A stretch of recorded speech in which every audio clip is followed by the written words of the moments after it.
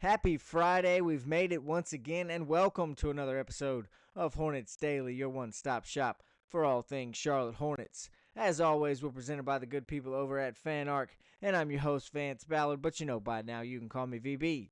I want to thank everybody for joining us out there, watching along with us today. If you haven't already, hit that subscribe button, leave a like and a comment down in the comment section. As you know, we enjoy watching you guys interact, hearing some of your thoughts on what's going on the show, and getting to interact with you a little bit down in the comments section as we continue to grow and build this Hornets Daily family here on the program. Now, we've got a second preseason game to talk about. That's going to be the main focus of the show today. The Hornets, as you know, dropped the second preseason game in a row to the Thunder last night. We'll talk a little bit about that. The slow start ended up being what bit the Hornets in the end, ultimately became their demise. We'll talk a little bit about that slow start on the show today. Some shooting woes for some very important Hornets last night. What do those mean so far in the preseason? Are they things to be concerned about? I'm not certain they are, but we'll talk a little bit about that on the show today. And then we're going to wrap things up with, is it time to worry about Tajon Salon? I know I've been high on him this summer, but he struggled again last night in the second preseason game. We'll talk a little bit about that and what those struggles may mean for him going forwards this regular season. Now, you know, I don't beat around the bush here on Hornets Daily. I like to dive headfirst right into the program, and that's exactly what we're going to do here again today. Now, I mentioned it already, but the Hornets did drop the second straight preseason game to the Thunder last night. But despite the loss, the team did look better, which is even more of a positive when you consider that Oklahoma City played the majority of their A guys. They played a lot of their starters. Shea played 20 minutes in the first half. So it is a good thing that the Hornets were able to put up a better fight, were able to put up better product on the floor against the better team for the Thunder. Now, in a week where Charles Lee praised him highly, Tre Mann was the leading scorer for the Hornets last night, putting in 18 points. Colin Sexton also had a nice night. He finished with 15, 12 of which he got in the first quarter. LaMelo also 15 points last night. He looked good, had an efficient night from the floor as well. Moussa Diabate had a really good night with 14 points and 7 rebounds, adding 2 assists and 2 steals to go along with it before foul trouble came and got him, and he fouled out after playing 26 minutes in the game last night. For the Thunder, it was Isaiah Joe leading the way with 19, but again, SGA did play those 20 minutes in the first half and had 16 first half points before resting for the rest of the night. Now, the Hornets had this one. They had this one as close as 1 point with 2 minutes and 44 seconds remaining in the game, but just couldn't quite get over the top. As I've said several times, though, the key to these preseason games isn't necessarily the wins and the losses. Wins are always better than losses, of course. We would like to see the Hornets come away with some W's even in the preseason, but the important thing is progress. The important thing is taking steps forwards. The important thing is looking like you went back to practice and actually worked on some of the things you struggled with in game one. And I think the Hornets did a nice job of that last night. They did a nice job improving on some of the areas in which they struggled the first time out. They looked better on the defensive end of the floor for sure, only giving up 122 instead of 135. I know both of those are still big numbers, but it is a nice effort. It is a nice thing to see the Hornets did have a better defensive effort. The Thunder didn't score as many points, and the Hornets were able to keep it close. They were able to claw back, fight back, show a little bit of intensity there in the comeback effort as well, which is nice to see this early in the preseason from such a young roster that the Hornets do have. While there was a lot of progress in a lot of areas that we talked about, there was still one in particular that the Hornets did not take that step forward in, and that was starting off the game. That was coming out of the gate with a little bit of intensity, coming out of the gate looking sharp, hitting on all cylinders. That's not something the Hornets were able to do. Charles Lee, the rest of the team, they've talked about it since the beginning of the training camp, how important it is to come out in those first quarters, play well, come out and start, like I say, firing on all cylinders. They just couldn't do it last night, but it is something that's going to be imperative for them to fix, something that's going to be crucial for them to do going forwards. Again, 9 turnovers last night in the first quarter is the opposite of starting strong. That's not exactly what you want to see if you're Coach Charles Lee and the rest of this staff. This allowed for a 15-2 Oklahoma City run, eventually leading to a 31-21 deficit going into the second quarter. Now, that's something that I've talked about here on the show. That's something we've harped on quite a bit. That mountain to climb after the first quarter is all too often the Hornets' demise, as it was last season. Again, once again in the preseason here, starting off with a double-digit deficit, 10 points after the first quarter is not the way to get things done. It's not the recipe for success. As a matter of fact, it ended up being a recipe for disaster for the Hornets, as they were able to figure things out as the game went on. Like I mentioned, they cut it to 1 late in the fourth quarter. But as we've talked about multiple times on the show over and over again, it's just not going to work with this team having to start from behind, having to come from behind every game. They're not quite built that way. This roster's not designed to have to try and come back from down 10 after the first quarter of every single game. It's not. They're just going to have to get that figured out. Now, the turnovers, I do think they're only slightly concerning. I don't think 9 turnovers in the first quarter is going to be the Hornets' normal. I don't think that's going to be something we have to get used to. It is just the second game of the preseason. This is a very new roster, a very rebuilt roster. There's a very young roster that are still trying to figure things out amongst themselves. They're still trying to mesh. They're still trying to work on their communication skills. So I do think the turnovers that problem will get fixed as this team just plays more and gets more reps together. More importantly, though, I think it's going to be holding teams to less than 31 in the first quarter. That's a big number to come out and put up in the first quarter and then have to try and deal with throughout the rest of the night as you try and come back. I think that's going to be more important than the turnovers. I think that problem is going to just naturally fix itself with guys like LaMelo, Colin Sexton, even Colin Knipple on the floor, Brandon Miller as well. Those are all good ball handlers. They'll figure it out, taking care of the ball.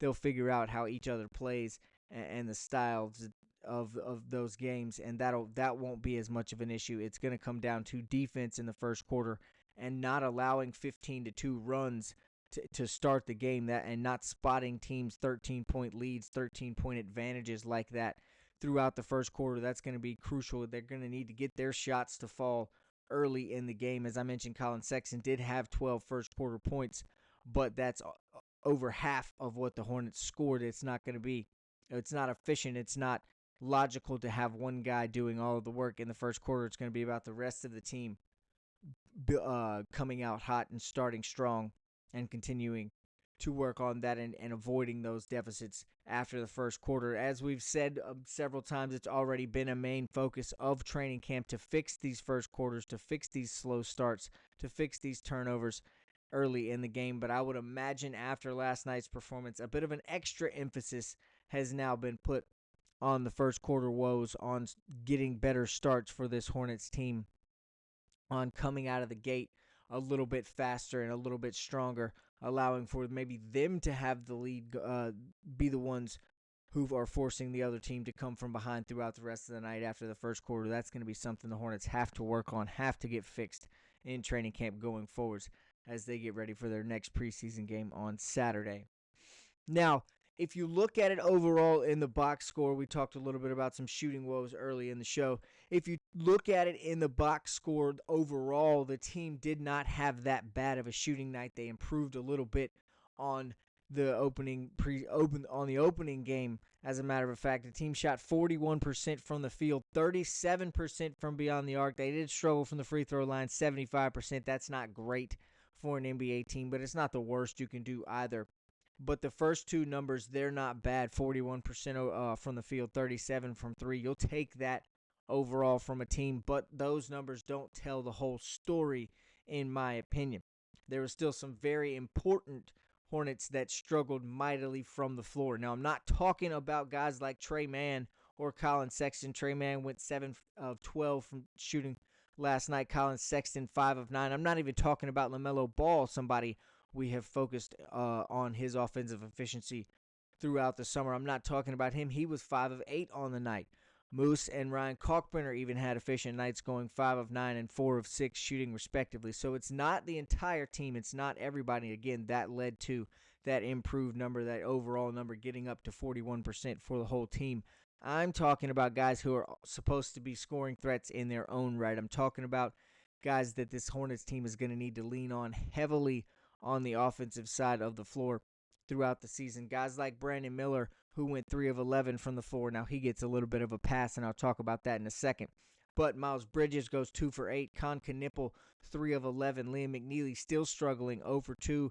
And Tajon Salon, who we're going to get to heavily here in just a minute, went 2 of 11 from the floor. That's not going to get it done. We're going to need those guys.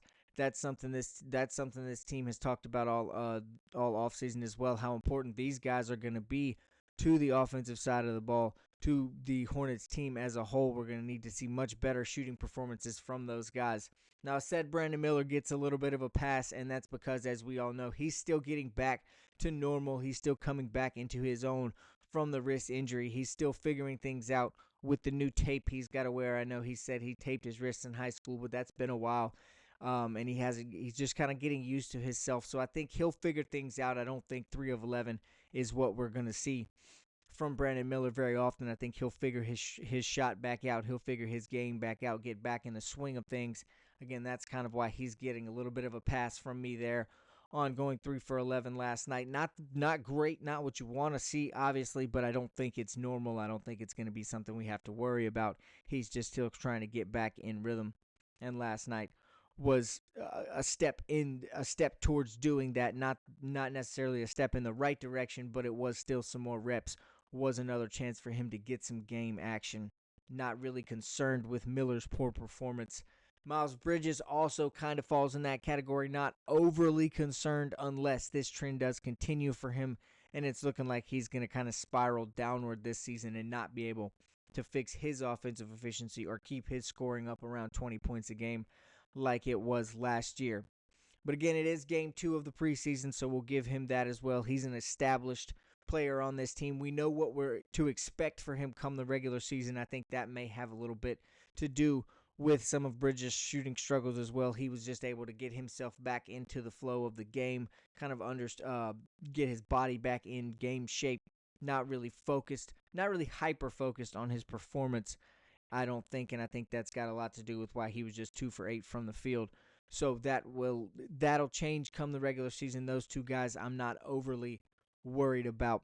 Con Knipple's shooting woes, however, I believe are a little bit more of a reflection of him trying to do too much.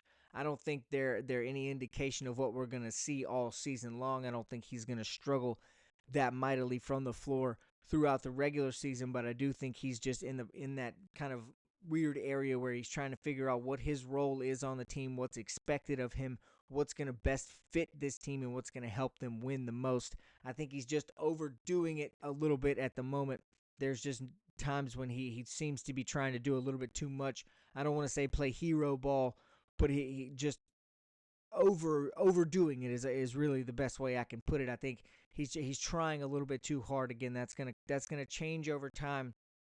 He's gonna figure himself out a little bit, and I think that'll lead to better shooting nights from him. Better than the 3 of 11, 0 for 7 from 3 that he went last night. I think that will change again as he just gets more confidence, understands, gets more reps on the floor. He did still have 5 rebounds and 3 assists. He was a pest on the defensive end, so he contributed to the team. He was still beneficial in some areas last night. It was not a total poor performance from Khan, but it is still going to take a little bit of time to fully adapt to the NBA game, to fully understand what his role is and what he's going to be expected to do. Now, when the regular season does roll around, he's not going to have to play with the ball in his hand as often as he has been in the summer league and here in these first 2 preseason games. That's going to be a little less of a concern for him, and we all know he is best when he is moving without the ball. He's great at knowing where to be on the floor. His vision allows for him to see open spots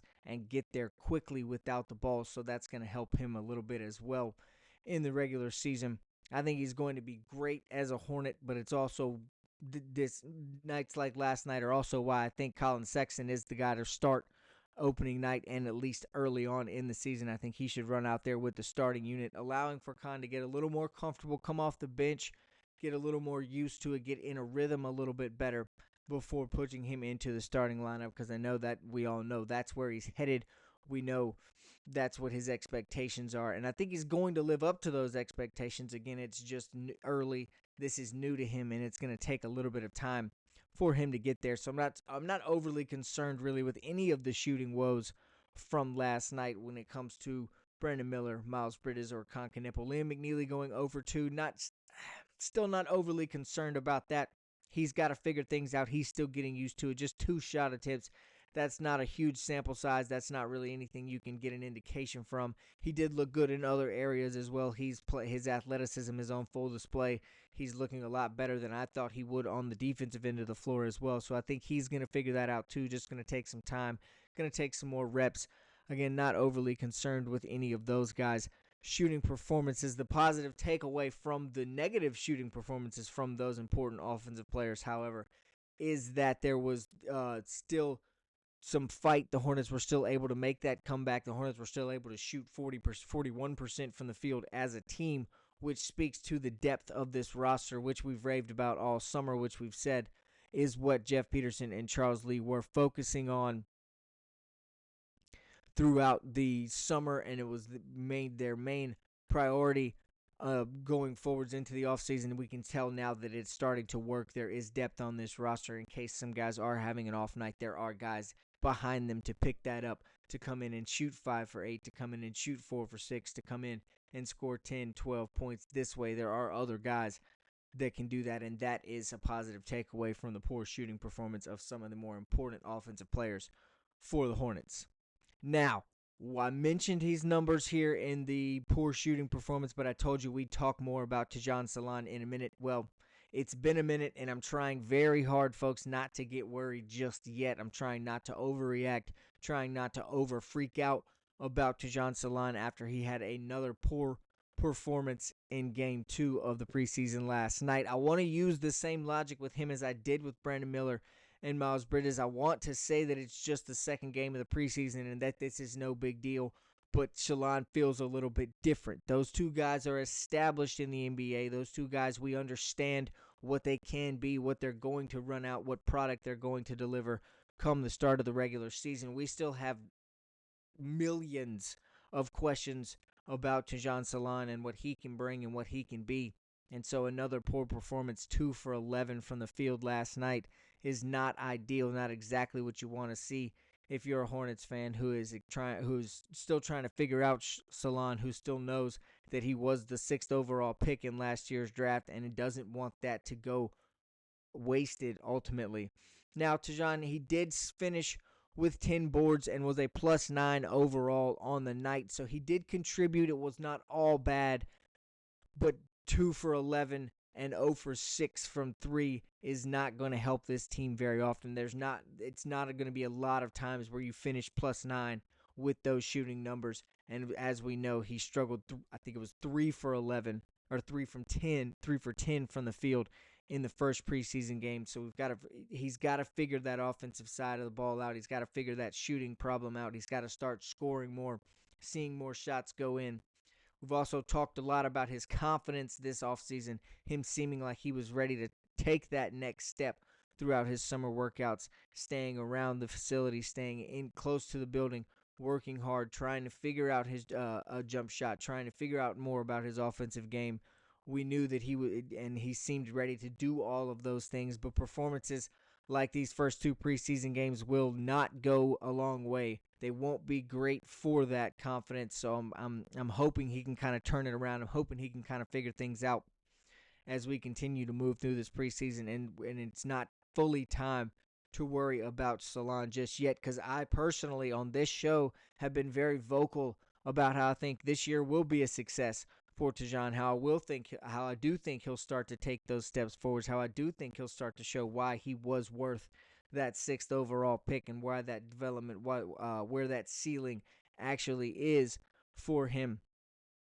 So I'm not exactly hitting the panic button just yet. I am hopeful that I'm not wrong about my optimism in Tajon Salon, but I'm not hitting the panic button just yet. I do think, however, it may be time to get it out of the drawer. If he can't figure this thing out in the preseason, if he continues to have nights like this where he's 2 for 11, 3 for 11 from the field, 0 of 6 from 3, if he continues to have those shooting struggles, just because he's getting 10 rebounds is not necessarily beneficial to this Hornets roster. They're going to need offense from the bigs in some way, in some form or fashion. We know about the centers. We know about the potential struggles that they can have on offense. Now, Musa did have 14 points last night. He looked good, but that can't be expected every night from him either. So Shalon is going to have to fix his shooting woes. He's going to have to figure this thing out before the regular season gets here and we start to get too deep into this thing. And that's why I think I have the panic button at least out of the drawer sitting on the desk here. I'm not hitting it just yet, but I do think it may be time to start pulling it out. We're going to need to see a little bit more development and a little bit more shooting progress from Tajon Shalon. We'll have to worry about that Saturday in our next game against the Dallas Mavericks and Cooper Flagg. We'll talk about that one on Monday's show. That'll be another fun show to discuss. We'll have another game recap here. That's going to do it for today's show, however. Thank you so much for joining us, watching along with us. Remember, if you haven't already, hit that subscribe button, leave a like and a comment down in the comment section. Thanks so much for watching.